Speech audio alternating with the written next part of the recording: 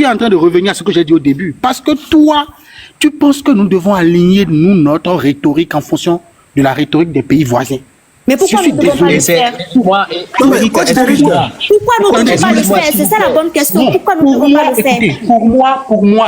Pour moi personnellement, on prendra notre décision en toute responsabilité et en toute souveraineté. Personne ne va nous imposer cela. Ce n'est pas possible, Eric.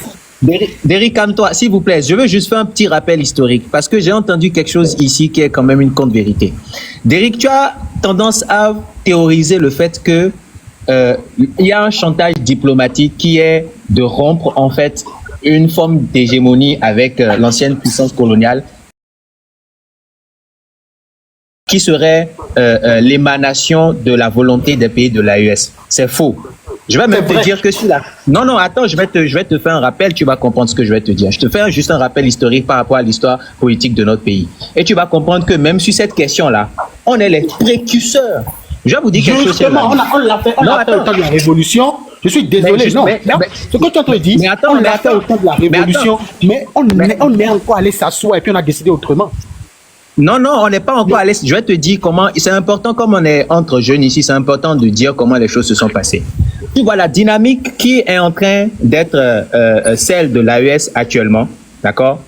S'il y a un pays de façon objective et humble qui doit incarner cette dynamique-là, nous, on l'aurait déjà fait depuis 72.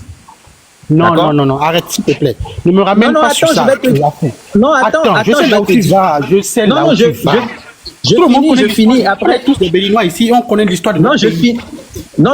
Je finis rapidement. Donc, si tu sais ça, comment est-ce que tu réduis alors, d'accord, le fondement de cette dynamique à une forme de chantage diplomatique qui serait... Écoutez, je réduis le fondement. Ce n'est pas vrai. Je réduis le fondement. Écoute, je réduis le fondement de cette dynamique dans ce fait. Dans le fait qu'on nous dise qu'avant que nous ne coopérons avec vous, vous devez rompre avec votre ancienne, votre partenaire traditionnel, parce que nous avons rompu avec elle. Moi, je trouve que c'est-à-dire, c'est trop logique.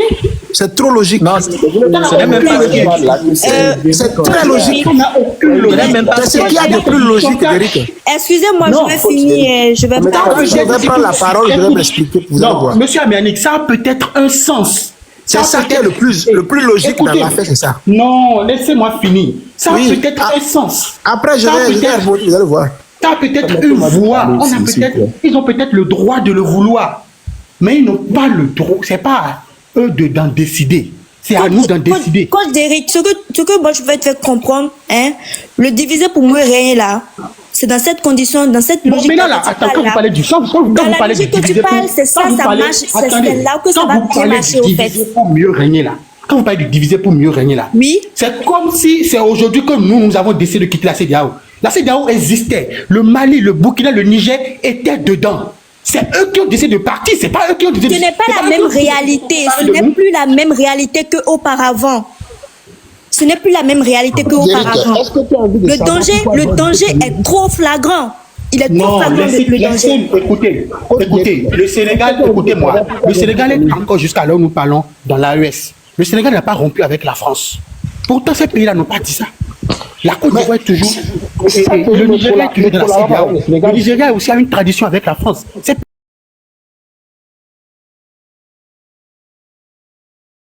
pays-là n'ont pas dit ça. Pourquoi vous...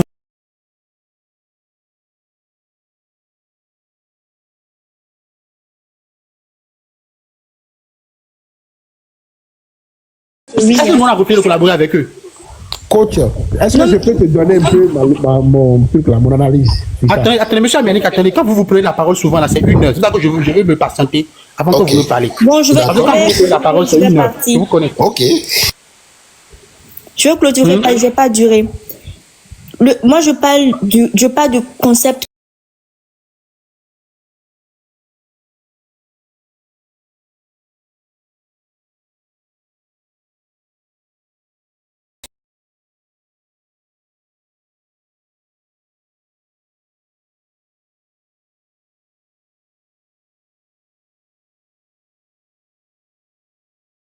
Le fait de s'attacher, pas égoïsme, à des organisations qui en réalité ne nous servent pas.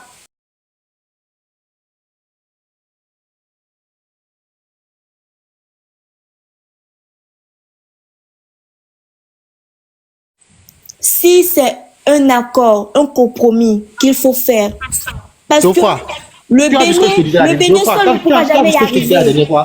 Tu as vu? C'est pas exactement ce qu'on croyait à quand tout se passait. Tu as vu? Les gars là, ils ont réussi quoi? Ils n'ont pas réussi, tu ne comprends pas ce que c'est que la guerre. Le Bénin ne pourra jamais réussir tout seul. Le Nigeria ne nous aidera pas. C'est jusqu'à toi. Ruth, moi, tu as vu comment ça. Le Nigeria ne nous aidera pas. Les Ghanéens ne nous aideront pas. Sinon, ils auraient dû le faire depuis. Écoutez, s'il vous plaît, notre pays, moi je notre pays est en danger, pas à cause des terreaux. Notre pays est en danger parce que les gens sont faibles d'esprit. On n'a qu'à se dire la vérité. C'est ce que tu penses. Quand on parle de la Russie, fais tourner la parole. Voilà. En tout cas, le terrorisme, personne ne peut venir tout seul à bout du terrorisme. Sinon, la Libye aurait pu. Il faut qu'on soit clair. La Libye aurait pu. Nigeria aurait pu. Écoutez, personne dans notre sous-région ici ne peut venir à bout seul du terrorisme. Je suis d'accord avec vous. Exactement. Maintenant, non, monsieur Dieu, n'ouvrez pas votre micro. Je suis totalement d'accord avec vous. Je t'ai fermé deux. Mais moi, je pense que personne ne peut nous imposer notre collaboration. Personne ne peut nous obliger. Mais personne ne nous impose.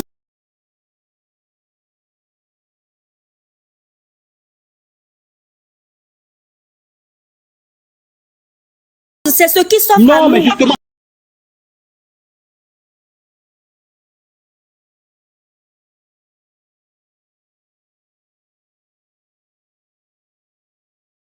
Pourquoi moi, ça me dérange?